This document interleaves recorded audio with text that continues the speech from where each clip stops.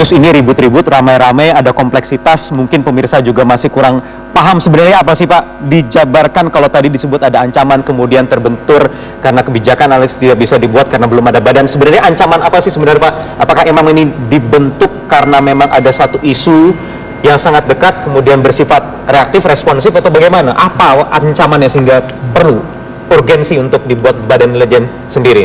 Ya, yang bilang kalau ancaman itu pasti ada. Semua negara pasti punya ancaman. Amerika yang negara nomor 1 di dunia punya ancaman. Nah justru itu di Indonesia kesulitannya dalam merumuskan kebijakan pertahanan tidak mampu merumuskan ancaman yang real sehingga kebijakan pertahanan tidak berdasarkan pada ancaman yang real. Nah, kebijakan pertahanan akan turun menjadi strategi pertahanan. Strategi tidak boleh dalam ruang yang kosong, harus ada oponen, harus ada ancaman. Nah, kalau tidak ada ancaman, strateginya bagaimana? Nah, apa tidak bisa dengan badan intelijen yang sudah ada yang lain ini? Bisa.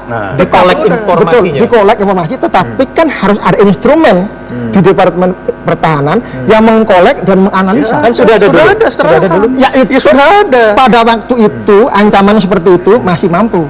Sekarang dengan ancaman yang makin global, makin kompleks, itu sudah tidak mampu lagi. Contohnya ancaman ini apa Pak? Contohnya apa? Loh, ancaman contoh. Contohnya. Sekarang realnya ya. Contohnya. Kita real. Apakah kalau terjadi konflik Laut Cina Selatan menjadi berkembang? Oke, Laut Cina Selatan. Cina Selatan. Apakah kedekatan wilayah tidak terlibat?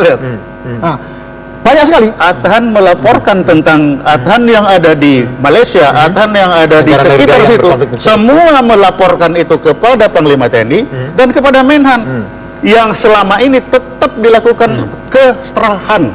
Pertanyaannya, apakah strahan itu dibaca atau tidak laporan dilaporkan masuk ke strahan Pak? Betul. Nah, itu dibaca. ada. Jadi kalau dibilang tidak ada, kalau hanya persoalannya. Nah, artinya analisis sudah bisa beda. Ada masuk ke Intel yang dilaporkan oleh Bais sekarang.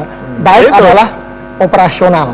Dia bicara intelijen pertempuran. Wah, keliru Pak. Oh tidak. Intelijen strategis, Tidak. Badan Intelijen Strategis, bukan Bais intelijen akan pertempuran. strategis apabila sudah Menteri Pertahanan. Wah, Karena ini belajar Undang-Undang lagi. Nomor 3 mengatakan Badan Menteri Pertahanan Intelijen Strategis. yang mengkoordinasikan Saya sebagai seluruh Kepala sumber daya Badan nasional. Intelijen Strategis, mantap. Artinya bahwa Harus membentuk Bais bisa ini ya. masuk ke semua kementerian kalau di bawah Menteri Pertahanan. Kalau dia di bawah TNI alat negara, dia tidak masuk ke politik, nggak bisa. Nah, itulah sebabnya intelijen Bais adalah untuk battlefield intelligence, ya. untuk kemenangan pertempuran. Ya. Kalau dia dibawa ke politik, dia harus di bawah Menteri Pertahanan. Oke, nggak boleh buat badan intelijen. Bais kembalikan ke Menhan, sehingga Bais akan lebih strategis betul, karena dia bisa masuk ke semua kementerian. Itu. Oke. Ini saya harus meluruskan. Ya. Bais TNI itu adalah Badan Intelijen Strategis. Yang di situ yang bukan taktis. Yang kita lakukan adalah intelijen strategis, bukan intelijen pertempuran. Intelijen pertempuran dilaksanakan oleh Angkatan Darat dan Angkatan Laut, itu battle, intelijen taktis. Tapi intelijen strategis oleh Bais TNI. Nah, dari Bais TNI kenapa? Karena Panglima TNI itu adalah penyelenggara, sedangkan Menteri Pertahanan itu adalah pembuat kebijakan. Oleh karena itu, maka didesainlah strahan itu intelijen juga dia, tapi tidak penuh. Ini harus tahu bahwa strahan itu adalah intelijen yang tidak penuh.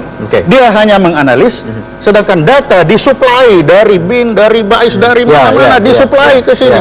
Nah, sampai saya jadi Kabais, ini masih bisa sampai kolonel. Tapi ketika Kabais, suplai data sudah sulit. Mengapa? Karena strahan sudah dirubah orang-orangnya. Orang-orangnya sudah tidak SDM ya, bukan fungsinya ya, bukan fungsi semuanya. Orang-orangnya dirubah, organisasi jalan dirubah, sehingga tugasnya lagi tidak lagi berbicara tentang intelijen lagi, tidak lagi fungsi-fungsi intelijen yang ada di strahan. Baik. Sehingga kalau memang Kemhan mau kembali itu, ya fungsikan lagi strahan ini seperti pembuatan awal. Dan ini harus sejajar dengan Menteri itu hanya kebijakan. Jangan menteri ini lagi didesain menjadi penyelenggara. Ini sama Panglima jadi masalah itu. Mitra kerja dari Kementerian Pertahanan juga. Ini kompleksitas yang ada Pak. Bagaimana nanti menyederhanakan, dihidupkan lagi fungsi-fungsi organisasi itu tidak statis. Boleh saja berubah. Tetapi harus sesuai dengan aturan permainan secara hukum di Republik ini. Ya, begitu. Jadi kan sudah ada undang-undang pertahanan, ada undang-undang TNI, lalu ada ada kebijakan umum pertahanan. negara. Mohon maaf, kebijakan umum pertahanan itu belum dirubah loh sama presiden. Ya itu pakai acuan dulu. Kalau masih acuannya itu, maka struktur organisasinya pun harus masih tetap. Oke. Kalau mau merubah, mari pertama ya undang-undangnya direvisi dulu, khususnya undang-undang intelijen, nah, khususnya pasal 11. Yang kedua, baru luncurkan menjadi kebijakan umum pertahanan. Itu sudah selesai, itu baru kita masuk. Nah, Jadi kalau memang inti. tadi ya, jadi kalau memang tadi menurut Pak Parianto ini karena badan baru tapi tidak perlu SDM, tidak perlu eselon lagi ditambah, Saya kemudian kira perlu tidak anggaran baru lagi. mungkin. Kalau tidak mungkin, kalau berbicara anggaran, apalagi kita berbicara mungkin, iya. itu Intelijen namanya itu sampai dengan satuan 3. Satuan 3 itu rincian, jabatan, kemudian Pasti tetap rincian, ada. Pasti akan ada. dibutuhkan. Oke, Termasuk biaya Operasionalnya dari mana? Mudah-mudahan ini nanti Nggak bisa mungkin. berlanjut ditonton juga oleh Pak Menhan, kemudian nanti jadi diskusi sendiri mungkin dari bapak-bapak.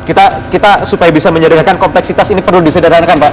Saya kira harus diselesaikan secara demokratis dan juga terbuka kepada publik. Karena ini kan negara kita semua. Baik, terima kasih Pak TB Hasanuddin, Pak Ponto, terima kasih. Waktunya Pak Parianto, terima kasih sudah hadir di Prime Time News malam hari ini. Pemirsa, demikian perbincangan kami yang sekaligus menutup perjumpaan di Prime Time News malam hari ini. Saya Wahyu Wiwoho, mewakili kerabat kerja petugas pamit undur diri. Selamat malam.